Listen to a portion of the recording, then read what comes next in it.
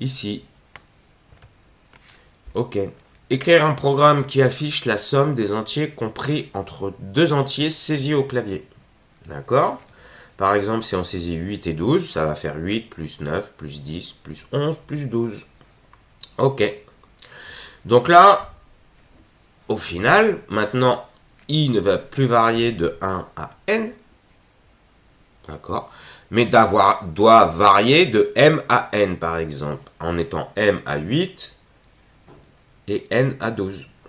Donc, on a besoin, on va partir de ce qu'on a fait dans l'exercice 9. Donc, je sélectionne le fichier, CTRL-C, CTRL-V, et là, il me propose directement principal exo10. Parfait. Et maintenant, regardons principal exo10, c'est le code que l'on a précédemment. On va lire une variable supplémentaire, on a dit m. On va la prendre en premier puisque on veut que l'utilisateur saisisse m comme étant la variable la plus petite et n la variable de notre intervalle, la variable supérieure de l'intervalle. Donc saisir deux entiers. Ok. Et on veut que notre i varie maintenant de m à n. Donc varie de m à n. On a bien ici i qui va être initialisé à m, incrémenté durant toutes les itérations, et la dernière valeur de i, c'est-à-dire la dernière valeur pour laquelle notre condition est vraie, c'est bien i égale n. Donc ici, si par exemple on exécute ce code-là, dans l'exemple qui était donné dans l'exercice, on va saisir 8 et 12 pour vérifier que le résultat est bien 50. Donc ici, on va saisir 8. Puis après, on doit saisir 12. Et on a bien la somme qui est égale à 50. Donc, la solution est testée et validée. Prenons l'exercice maintenant 11. Écrire un programme qui demande un nombre de départ et qui ensuite écrit la table de multiplication de ce nombre. Alors, on l'a fait dans le cours, soit. Refaisons-le maintenant pour cet exercice. Ce que l'on peut voir, là, dans notre table de multiplication, d'accord, c'est-à-dire qu'on a une variable qui va varier, enfin, on définit, on connaît le nombre d'itérations, c'est 10 ici. Et on a besoin, pour chaque itération, d'avoir une valeur ici qui va être incrémentée à chaque itération, c'est-à-dire que la valeur prend 1, puis 2, puis 3, etc. Ça, c'est quelque chose que l'on connaît. On connaît le nombre d'itérations, donc on utilise la boucle for, et on va utiliser l'indice, en tout cas, je pense que c'est la meilleure solution, qui va varier de 1 à 10, et pour chaque itération, on va écrire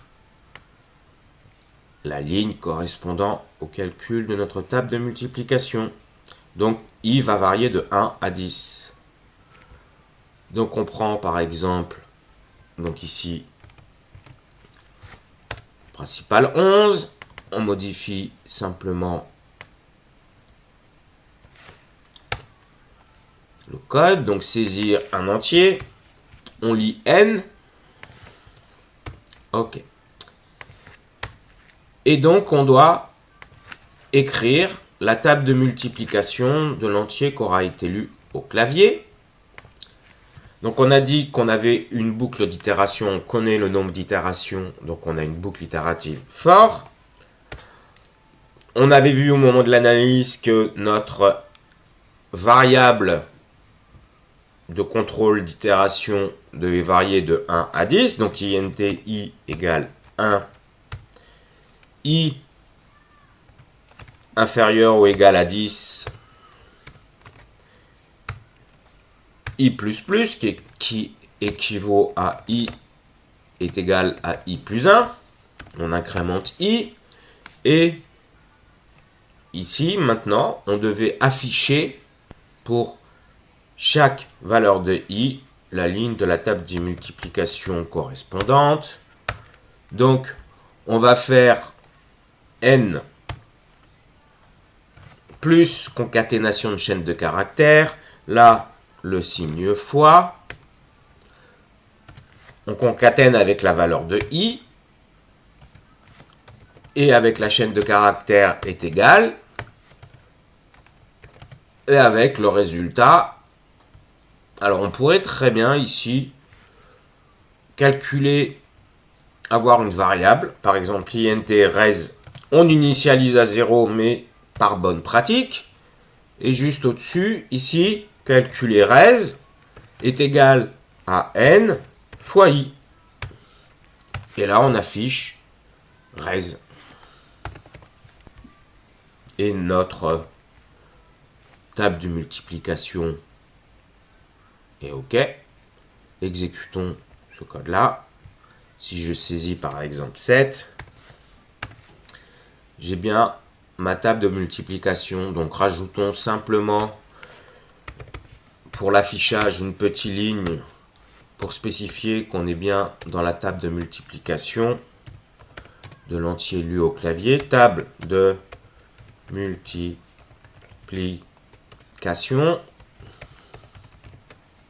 de, et on concatène avec la valeur de n qui a été lue à partir du clavier. Et là, on va juste rajouter les deux points. Exécutons notre programme. OK.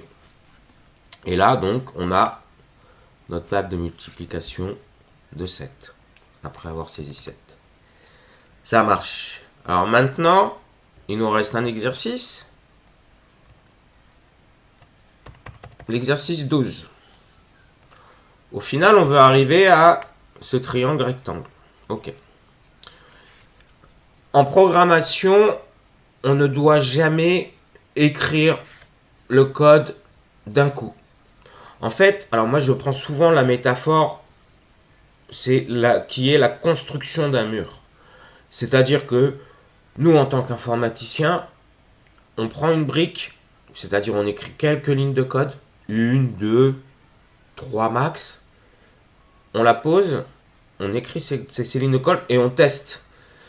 Tant que le test n'est pas OK, que notre partie de code n'est pas validée, on ne continue pas notre programme. C'est-à-dire qu'on doit coder petit à petit, comme construire un mur. Ici, alors je vais essayer de le démontrer un peu dans un exercice, ici l'exercice 12. On veut aller à cette solution-là, le triangle rectangle. Je me dis dans un premier temps, je vais d'abord, grâce à une boucle, écrire les entiers de 1 à 9. Donc il faut que l'indice de ma boucle, ma variable de contrôle d'itération, varie de 1 à 9 en affichant pour chaque itération donc i. Allons-y. Donc là, on est exercice 12. Donc for int i égale 0. I inférieur ou égal à 9. I++.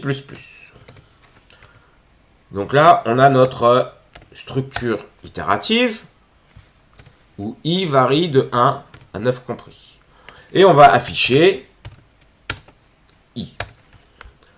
En retirant le ln pour pas aller à la ligne, pour afficher sur une seule ligne. Exécutons ça. On a bien...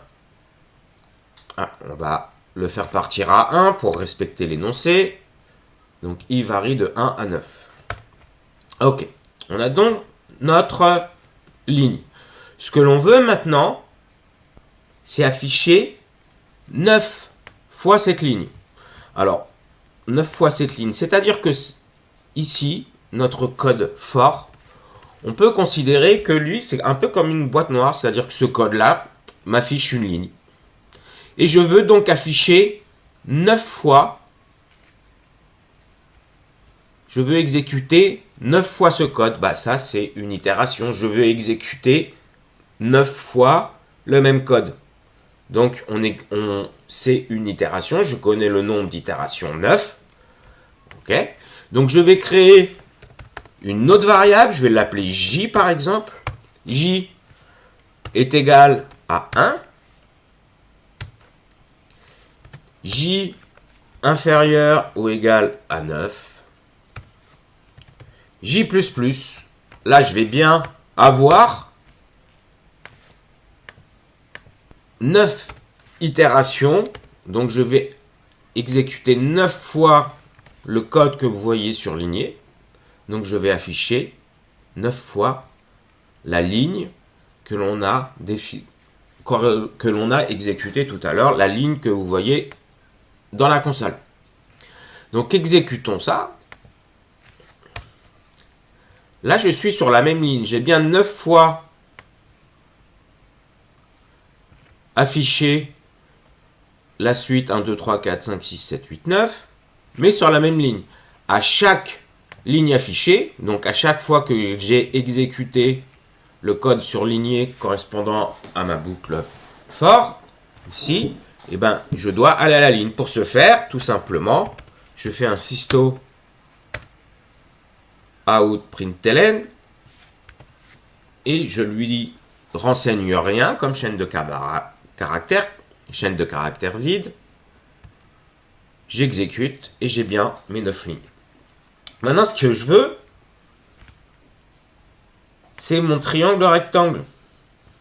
Comment je pourrais faire? À la première ligne, je veux que I ne prenne qu'une seule valeur. À la deuxième ligne, que I prenne 2 valeurs. À la troisième ligne, que I prenne 3 valeurs, etc. À la première ligne, j'ai J qui est égal à 1. À la deuxième ligne, j'ai J est égal à 2. À la troisième ligne, j'ai J est égal à 3. Si, par exemple, je dis, à la place d'ici, on va mettre J. Alors, exécutons dans notre tête. Avec nos mots et mettons-nous à la place du microprocesseur qui doit exécuter ce programme. On initialise J à 1. Ma condition est vraie. Donc, on exécute ce code-là. Donc là, on va avoir int I égale 1 et I inférieur à 1. Donc, I va prendre qu'une seule valeur. Et on va aller à la ligne. Et on incrémente J. J va être égal à 2. Donc on exécute le code à l'intérieur du bloc. Et donc ici, on aura 2. Et donc I va prendre comme valeur 1. Puis l'itération suivante 2. Donc je vais bien afficher 1 et 2. Pour ma deuxième ligne. Je vais à la ligne, on se retrouve ici, et là, on incrémente J. J est égal à 3. Ma condition est vraie ici. Donc en fait, on va exécuter les instructions du bloc avec la I comme condition I inférieure ou égale à 3. Donc I va varier de 1 à 3 compris. Donc, il va prendre successivement les valeurs 1, 2 et 3. Donc, on va afficher bien 1, 2, 3. Et ainsi de suite. Grand conseil, prenez un papier et un stylo et essayez d'exécuter pas à pas ce code. Vous-même, comme on vient de faire là, mais vous allez jusqu'au bout. D'accord, vous avez compris le principe, je pense. Sinon, n'hésitez pas à poser des questions sur le fil de questions. Mais pour apprendre à programmer, pour que vous vous améliorez en algorithmie, il faut vraiment vous mettre à la place de l'ordinateur, à la place du microprocesseur qui exécute le programme. Donc, exécutons ce code.